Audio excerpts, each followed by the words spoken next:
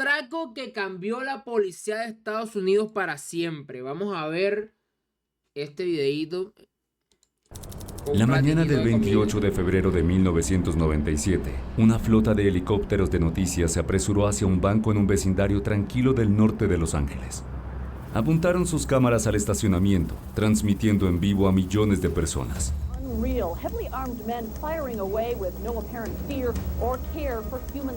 Abajo, un atraco rutinario se estaba convirtiendo en uno de los tiroteos más violentos de la historia de Estados Unidos. Dos ladrones de banco intercambiaban fuego intenso contra cientos de agentes de la policía de Los Ángeles. Estaban en clara desventaja numérica, pero no en armamento. Los delincuentes llevaban rifles automáticos, miles de balas de alto calibre y suficiente blindaje No da casi nada. Corporal para volver inútiles las armas de la policía. Aquella mañana transformaron Los Ángeles en una zona de guerra, cambiando el rumbo de la policía estadounidense para siempre.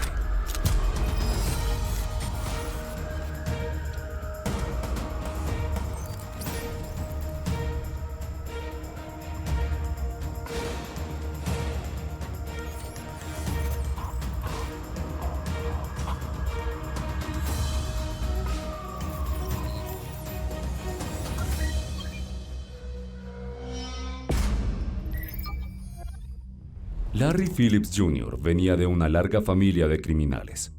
Su abuelo robaba trenes. Su padre profanaba tumbas. Y con el tiempo...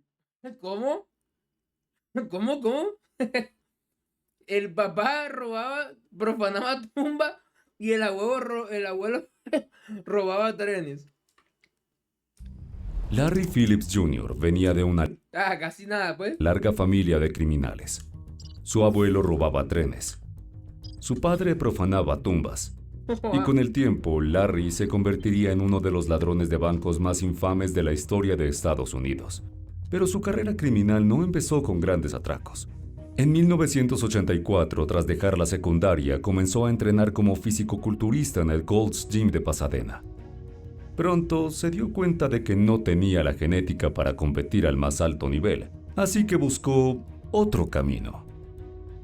Queriendo aparentar ser un empresario exitoso, intentó robar unos trajes, pero lo arrestaron. Al salir de la cárcel, No da. Teniendo de papá profanador de tumba y el abuelo atracador de trenes, y ese man lo van a robar, lo van a coger preso por robarse los trajes. No, hombre, mijo. él trabajó como agente de bienes raíces, pero no pudo resistir el dinero fácil. Así que ocasionalmente montaba pequeños fraudes inmobiliarios para estafar a sus clientes. El verdadero punto de quiebre en su carrera criminal probablemente ocurrió en ese mismo Esta vaina da miedo. Comprarte una casa y que de repente veas que las escrituras y todo lo que te vendieron está falsificado. Culo de dolor. gimnasio. Allí se cree que conoció a su futuro compañero de crímenes. Emil Mataserano emigró de Rumania a Los Ángeles en 1976. Nació con una rara condición cardíaca que le impedía hacer ejercicio. En la secundaria ya pesaba más de 150 kilos. Y el acoso constante ¡Joda! 150 kilos nada más. Samund era un bisonte. lo volvió amargado, solitario y lleno de rabia. Pero en 1989 decidió perder peso y se inscribió en el Gold's Gym de Pasadena, el mismo donde entrenaba Larry. No está claro si ahí se conocieron, pero fuera como fuera, Larry vio algo en Emil. Ambos compartían una pasión por las armas. Larry tenía más experiencia, pero Emil mostraba un creciente interés por el crimen. Larry ya hacía pequeños fraudes inmobiliarios, pero al juntarse con Emil empezaron a planear proyectos mucho más ambiciosos. Y no eran los únicos. En 1991 hubo 9.388 robos en todos los Estados Unidos. Uno de cada 4, 2.355 para ser exactos, ocurrió aquí, en el área metropolitana de Los Ángeles. Al año siguiente, la cifra subió a 2.641 robos, uno cada 45 minutos que un banco estaba abierto. Joa. En ese entonces los robos eran poco sofisticados, generalmente no violentos, y los ladrones apenas se llevaban entre $1,500 y $2,000 en promedio. Pero No va nada más, de un solo pasón. Se plagan. eran tantos que los bancos empezaron a contratar guardias armados, Claro, imagínate de a 2000 en cada banco. usar paquetes de tinta explosiva, rastreadores, cámaras, horarios aleatorios de entrega de efectivo y cajas de compartimentos bloqueados. El gobierno endureció las penas. La condena mínima por robo a bancos pasó a 25 años. Y funcionó. Para 1995 los robos en Los Ángeles se habían reducido a menos de la mitad. Pero esto tuvo un efecto inesperado. No detuvo a los ladrones más determinados, solo los obligó a adaptarse. Con más El típico adáptate y muerte, bro. Y eso está cabrón porque hay gente que es así de arrestada, o sea, son malas, son malas y no les importa los inconvenientes que tú le pongas con tal de que hagan su cometido, o sea, con tal de vivir la adrenalina más ácido. obstáculos para sortear, los atracos empezaron a ser más calculados, más ambiciosos y mucho más violentos. Los criminales buscaban botines más grandes, y para evitar 25 años en prisión estaban dispuestos a tomar rehenes, usar armas de grado militar e incluso usar fuerza letal. Larry Phillips y Emil Mataseranu eran parte de esta nueva generación de delincuentes. Es difícil precisar cuándo hicieron su primer robo armado juntos. Algunos investigadores creen que entre 1990 y 1992 realizaron atracos menores, pequeños negocios, tiendas de conveniencia, incluso un par de mensajeros de dinero. Nada grande, pero suficiente para ganar experiencia. Su primer gran atraco confirmado ocurrió en 1993, cuando emboscaron a un carro blindado y escaparon con decenas de miles de dólares. Fue un golpe perfecto.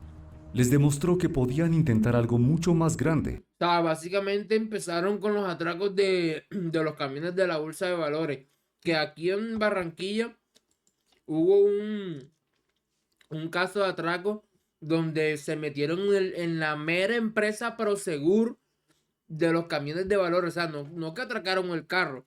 Se metieron en la mera empresa de los camiones de valores y se robaron, pues puta, culo de poca plata, marica. Pero 3 meses después, su suerte se acabó.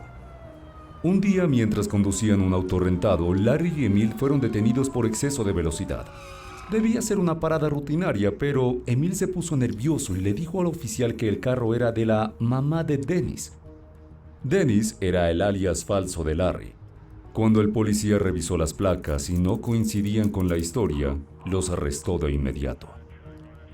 En la revisión, dentro del auto el policía encontró 2 rifles, 2 pistolas, 3,000 municiones, bombas de humo, escáneres de policía, explosivos caseros, 3 placas falsas y 2 trajes de armadura completa.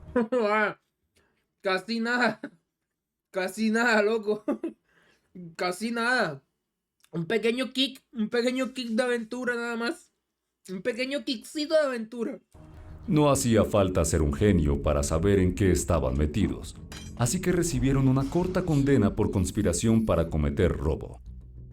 Pero lo más grave fue que les confiscaron todo el equipo, y al ser ahora delincuentes convictos ya no podían poseer armas legalmente. Para la mayoría de criminales esto habría sido el final, pero para Larry y Emil fue todo lo contrario.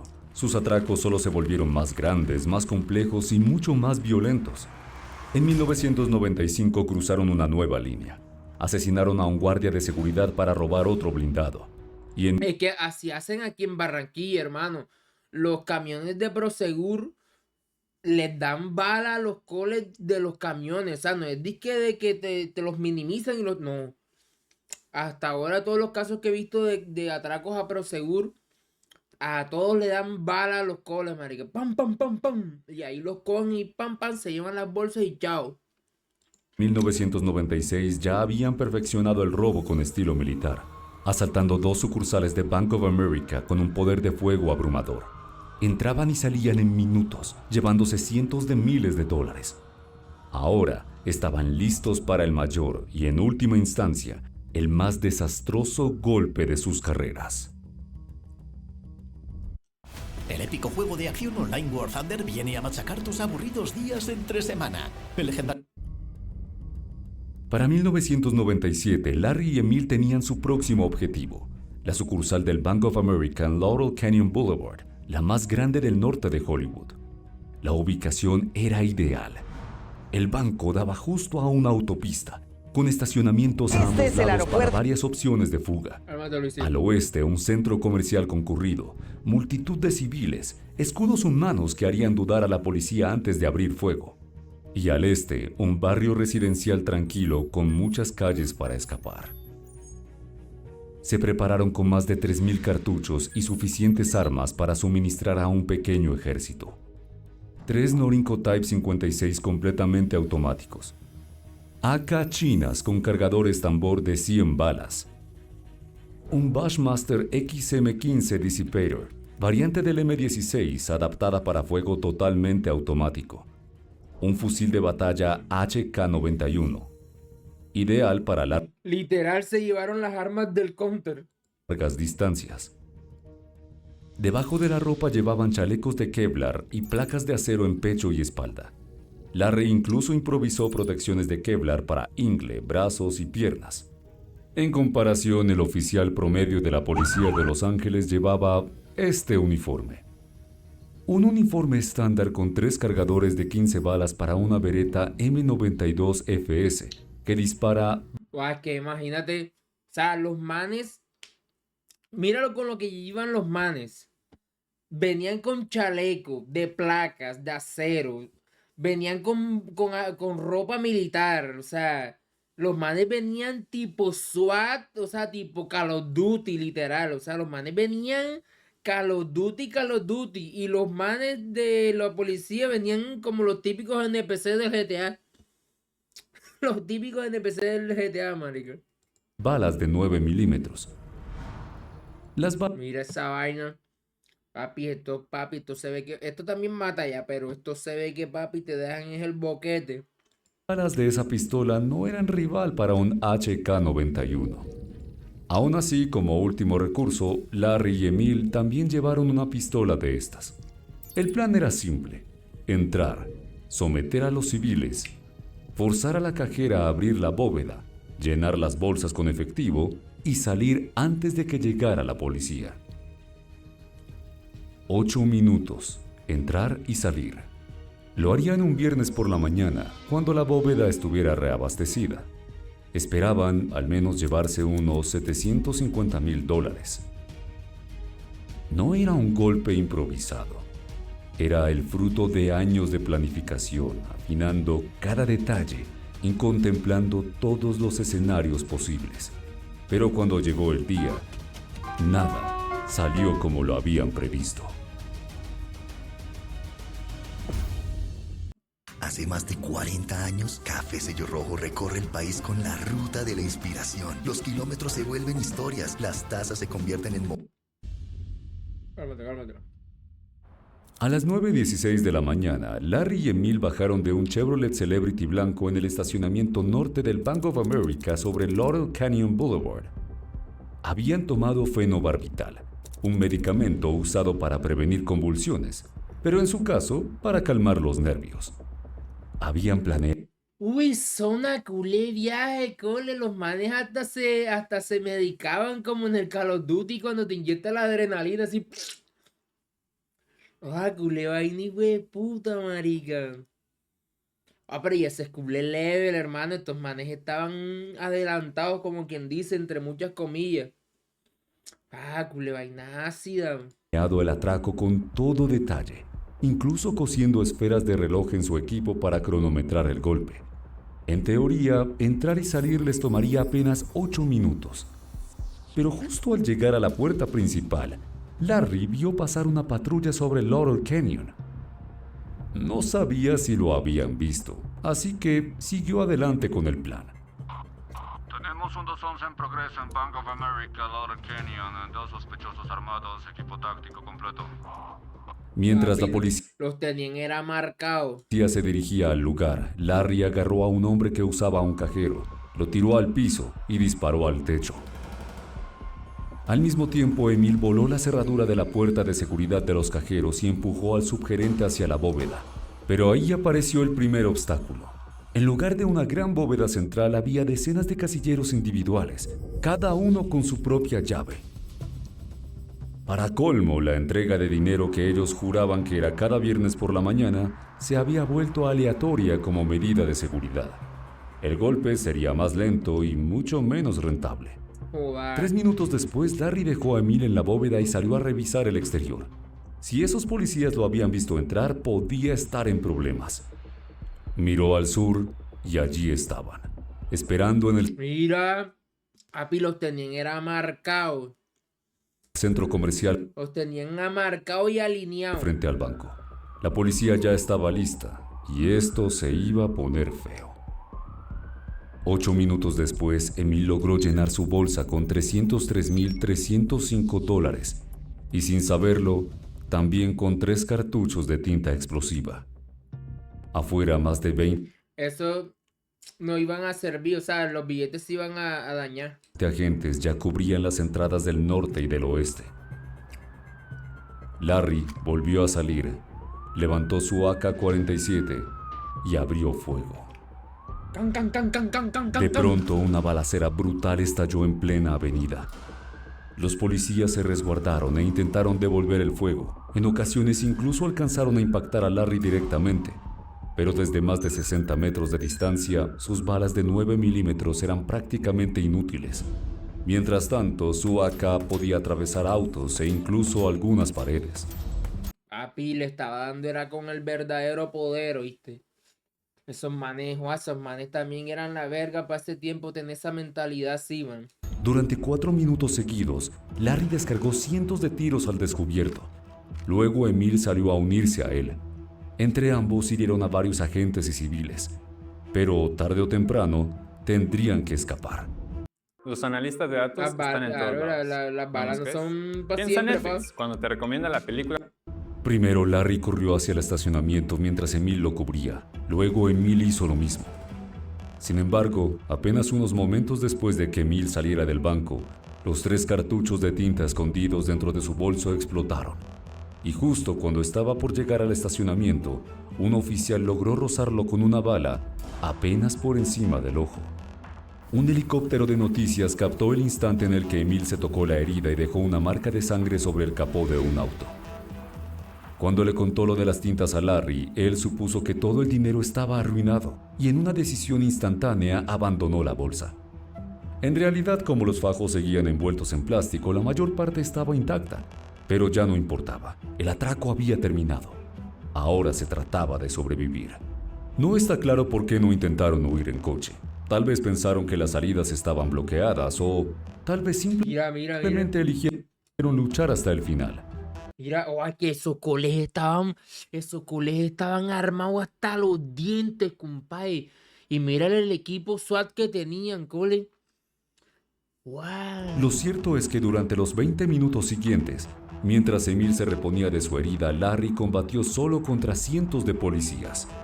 Fue impactado al menos 3 veces más, incluso en el torso donde no tenía blindaje.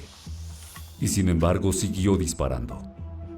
Probablemente demasiado dopado con adrenalina y fenobarbital como para notarlo.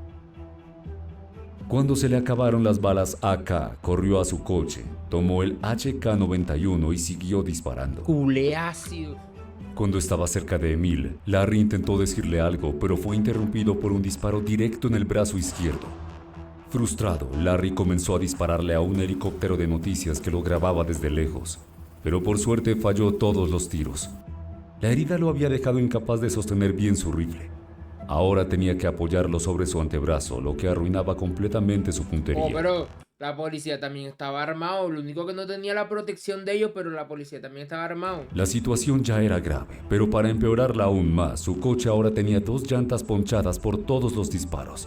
Emil se subió y empezó a avanzar lentamente disparando desde la ventana, mientras Larry lo seguía a pie. Mientras esto ocurría, el chaleco antibalas de Larry detuvo 3 disparos más, pero uno impactó de lleno en la parte frontal del cargador de su HK-91, abollándolo y trabándolo sin remedio. Cuando intentó recargar, estaba atascado. Ese fue el momento que selló el destino de Larry. Tuvo que desechar el HK-91 y cambiar al tercer AK-47 que había traído.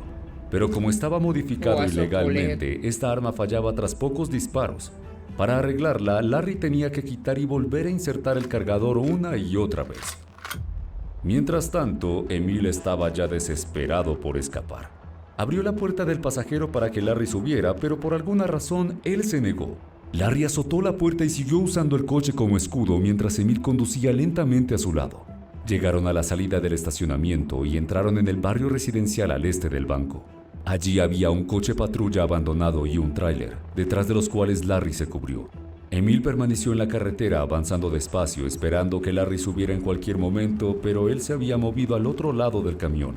Ninguno de los dos podía ver dónde estaba el otro. Cuando un oficial disparó contra Emil, aceleró hacia la parte delantera del tráiler, pero no encontró a Larry. Él había regresado a la parte trasera pensando que Emil seguía ahí, pero no. Algunos policías ya habían entrado en el vecindario y Emil tuvo que acelerar para esquivarlos. A partir de ese momento, Larry y Emil estaban completamente solos.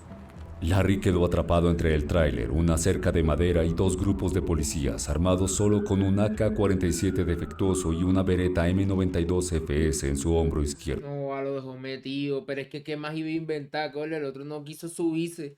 Aunque el otro tenía culo de tiros ya pegados y por lo que tenía, por la adrenalina y por lo que se había consumido en el principio, pues por eso es que aguantaba los tiros ya, pero es la verga ese cole también, marico. Al seguir intercambiando disparos con Ahí dejaron la plata tirada, que fue lo peor. la policía, recibió 2 tiros en la espalda. Uno fue detenido por su chaleco, pero el otro le perforó la arteria subclavia, provocándole una hemorragia grave y un dolor insoportable. Larry entró en pánico. Cuando su AK-47 volvió a trabarse, en vez de simplemente reinsertar el cargador, tiró varias veces de la corredera, encasquillando una bala en el interior e inutilizando el arma. Larry comprendió que se había quedado sin opciones y se cubrió desesperadamente bajo el tráiler. Pero los policías tenían línea de visión directa sobre él y lo obligaron a salir con 2 disparos más. Gravemente herido, perdiendo sangre y probablemente desmoralizado, Larry salió arrastrándose, sacó la Beretta de su funda y disparó con una sola mano contra los oficiales. Ellos respondieron al fuego y le dieron en la mano, obligándolo a soltar el arma. Pues vale, ya estaba era dando, como quien dice, las últimas patadas así debajo del agua. O sea, ya estaba, ya era en lo último, ya me morí, ya me llevó a quien sea y empezó a repartir balas hasta decir nomás. Cule vaina hijo de puta, marica. Todo había terminado. Coño. Mientras esto sucedía, el equipo SWAT de Los Ángeles llegaba a la escena y comenzaba a requisar patrullas para buscar a Emil. Él estaba más adentro del vecindario conduciendo un Chevrolet Celebrity con 2 llantas ponchadas y un tanque de gasolina que perdía combustible. Volver por Larry ya no era una opción, pero si quería escapar, Emil necesitaba otro vehículo. Mientras avanzaba, obligó a un coche a detenerse frente a él, pero el conductor, al ver a un gigante enmascarado salir de un auto acribillado, retrocedió. Cuando Emil le apuntó con el AK-47, el hombre dio la vuelta y huyó a toda velocidad. Emil siguió buscando y esta vez cuando se topó con una camioneta, no negoció. Disparó su AK a través de los parabrisas delanteros y traseros, lanzando vidrios al rostro del conductor y rozándole la cabeza con una bala.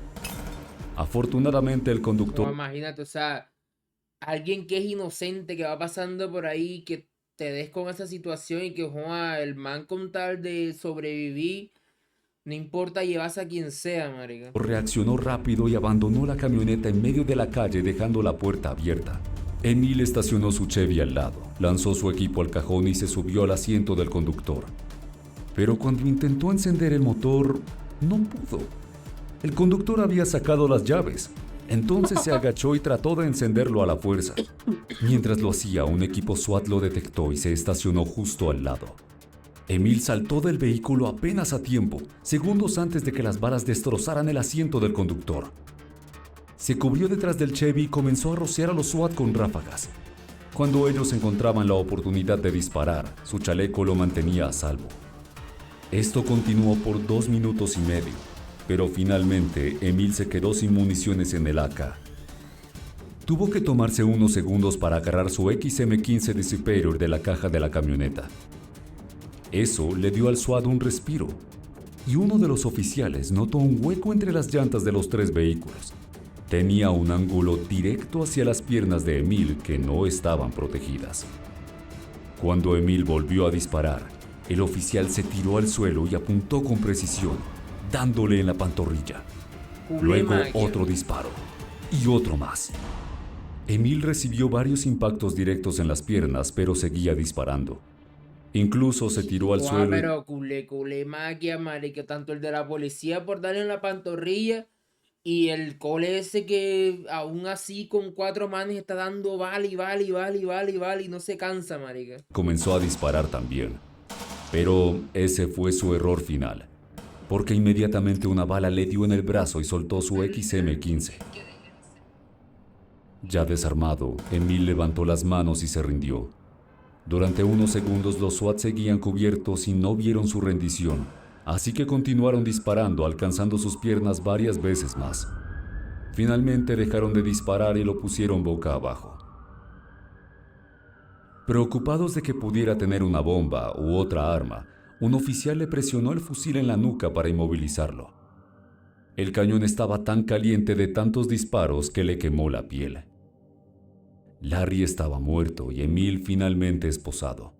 Pero la policía de Los Ángeles había recibido más de 17 reportes de distintos incidentes en el vecindario, así que en ese momento también sospechaban de que hubiera un tercer tirador por ahí. Por eso los oficiales se negaron a mover a Emil. Incluso cuando llegaron paramédicos les dijeron que se retiraran. Y así, Emil permaneció allí, tirado en medio de la calle, con sedantes en la sangre que adelgazaban aún más su coagulación. Tras 56 minutos, se desangró a causa de las heridas en las piernas. La zona siguió en cierre total hasta que la policía confirmó que nunca hubo un tercer atacante. A las 11:30 de la noche, el tiroteo en el norte de Hollywood terminó. Ese día, más de 300 agentes de la policía y el SWAT respondieron a la escena. 12 de ellos, junto con 8 civiles, resultaron heridos. Al menos 11 balas alcanzaron la piel de Larry, y Emil tenía 29 impactos en las piernas.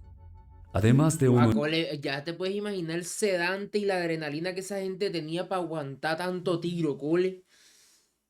Y nada más 2 personas contra 300 policías. En la frente, pero su armadura absorbió incontables disparos. Se dispararon más de 2000 balas en esos 44 minutos, lo que hace casi un milagro que solo hubiera 2 muertos: Larry Phillips Jr. y Emil Mataserano. O sea, se murieron nada más los tiradores. Y de vaina, gracias a Dios. Después del tiroteo, la policía de Los Ángeles inició una investigación sobre Larry y Emil. Descubrieron más rifles, municiones y chalecos y hasta un improvisado taller para fabricar explosivos. En ese entonces la mayoría de los agentes solo portaban pistolas de 9 milímetros o revólveres calibre .38, además de una escopeta. Poco efectivos a larga distancia y mucho menos capaces de perforar un chaleco antibalas. Por eso ya existía un debate sobre si las fuerzas policiales debían estar mejor armadas, aunque poco se había concretado para lograrlo. La mayor Papi, con eso le dieron el aval. parte del tiroteo del norte de Hollywood fue captada por reporteros y helicópteros de noticias. Cuando millones de personas vieron en directo cómo 2 criminales fuertemente armados se enfrentaban a cientos de agentes de la policía y el SWAT, quedó dolorosamente claro: las fuerzas policiales estadounidenses estaban muy mal equipadas y era hora de un cambio. Es hora de un reload. Cogieron y empezaron a decir, bueno, esta acá para ti, este MP7 para ti, este MP5 para ti. Gunfire. The officers apparently were outgunned, so they resorted to nearby gun stores to go in there and find more powerful weapons. They actually borrowed weapons from a gun store. Como resultado, se implementaron reformas radicales en equipos y tácticas en departamento de policía en todos los Estados Unidos. Se comenzó a dotar a los oficiales con rifles AR-15 y otros semiautomáticos de largo alcance, así como munición mejorada. En casos extremos se autorizó el uso de balas perforantes. Uy, nada más y nada menos. Los chalecos antibalas también fueron mejorados, y algunos departamentos adoptaron placas Oye, la R15 es cule arma, ¿oíste? Esa es cule arma. metálicas o de cerámica, e incluso cascos balísticos como los que usaba el SWAT. Este incidente no fue la única causa de la militarización policial, pero sí fue un punto de inflexión. Hoy las fuerzas policiales de Estados Unidos están mucho mejor preparadas para enfrentar situaciones como esta. Esperemos que algo así no vuelva a ocurrir jamás, pero si sucede, estarán listos.